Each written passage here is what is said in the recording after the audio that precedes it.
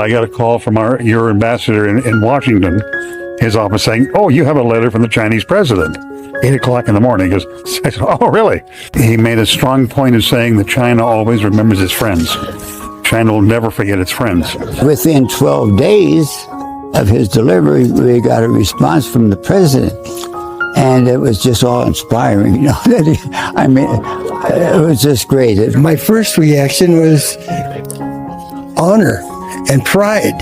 And I read it and read it again. I showed it to my friends. Agreed with everything that the president said, yes. And we've got to work together. We were partners in war. We've got to be partners in peace.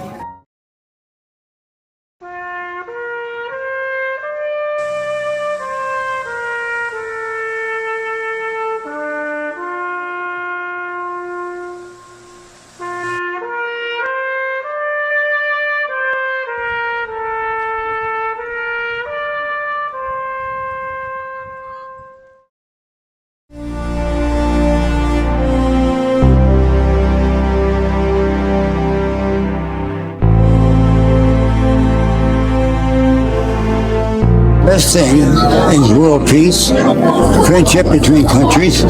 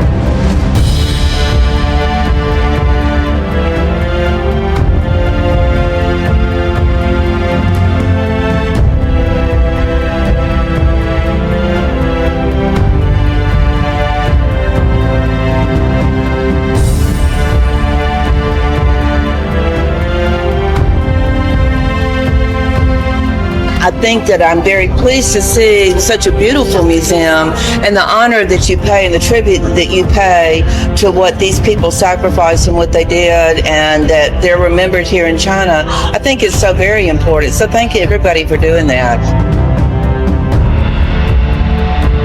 These are men who believe that we must cooperate with China. They believe in the power, the shared American and Chinese legacy of flying tigers.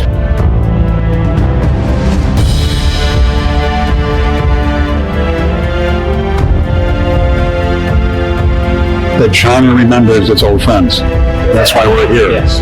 So we are touched. The veterans were just remarkably touched. We are so lucky and we are so fortunate, and we are committed to moving forward.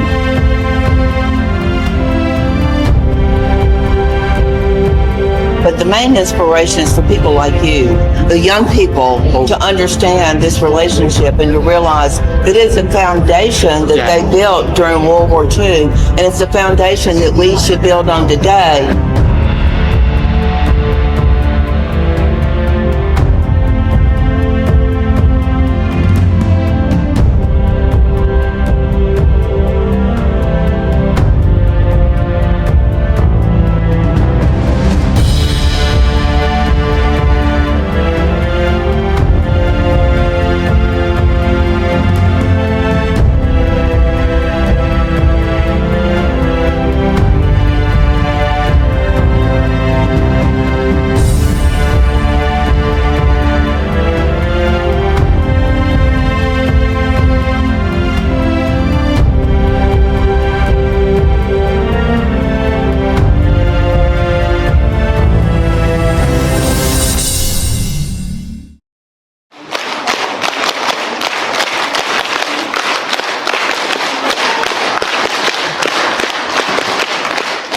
As soon as I walked in through the door and saw all those kids clapping and everything, and the excitement that they gave, and the greetings, I mean, I did not expect that.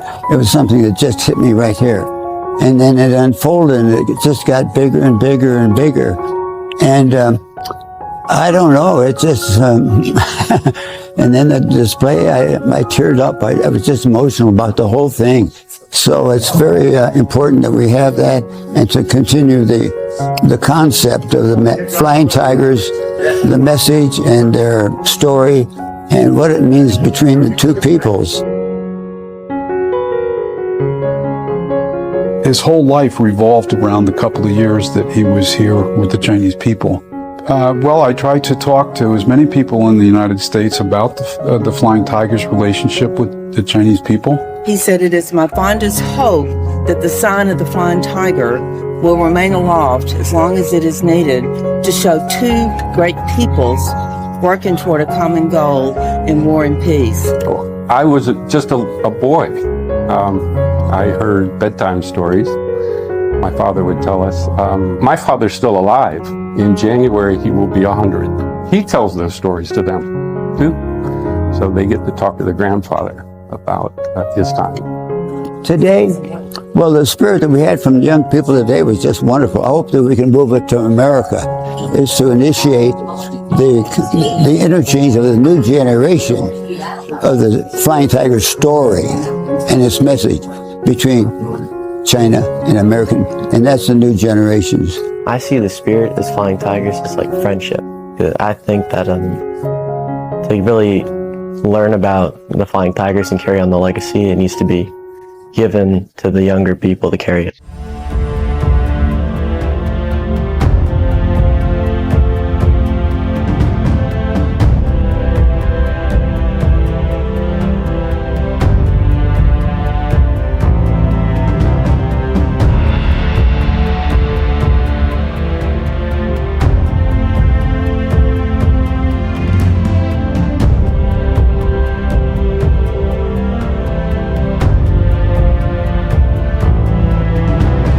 Different airfields during his time. He was a fighter pilot. He was out of Baoshan. This is my father's plane. Oh, your father? Yeah. Oh, so handsome. And you see, this version of the P-40 is one of the earliest models. He loved the Chinese people, and I am so glad to be able to come over here. He was so proud to be able to help the Chinese people. And it meant so much to him in his life. So for me to come over and see all this is very exciting.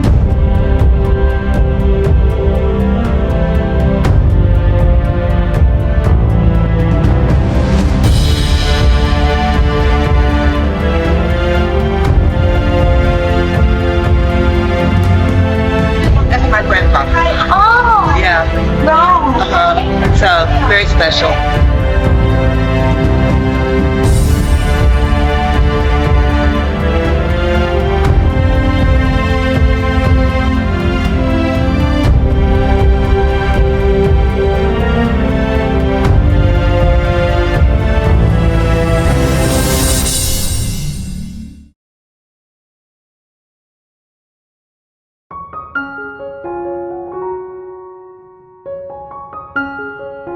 Oh, certainly. Peace, happiness, and health throughout the world, yeah.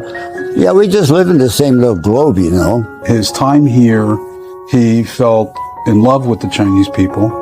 My father told me often that it's those friendships between the Chinese and American that were forged during the battle are the strongest friendships. As my grandfather said, we fought together as brothers. You know, and when you think of somebody as a family member, you may not always agree with your family member, but you know there's always a bond there. So if we can teach the youth, the young people, about that bond that we shared as a family back during a time of war, then maybe we can rekindle that bond today so that we can work out the differences that we have.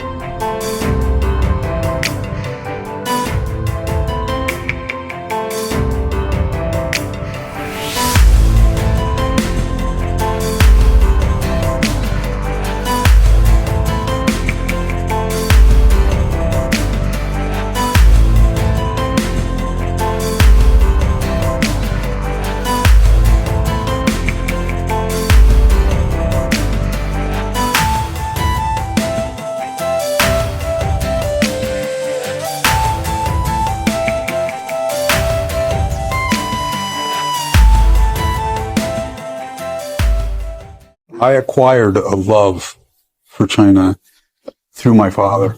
I think also already in a couple of days, he understands the mission. He understands the communication that needs to happen to improve the relationships. I mean, you really have to be here to experience all the different amazing cultures that China has to offer. Well, they want to come. They would love to come to China and experience it too. I told them one day I'll come back with them.